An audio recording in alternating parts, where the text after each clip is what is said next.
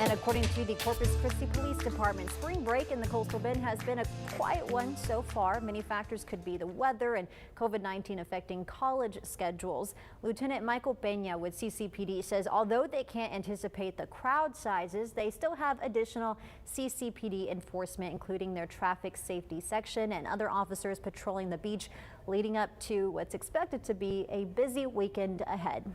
We will have additional driving while intoxicated enforcement.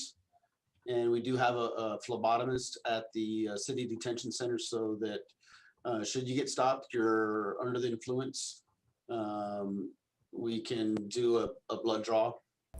Peña says their operational period began March 5th and will continue through March 14th.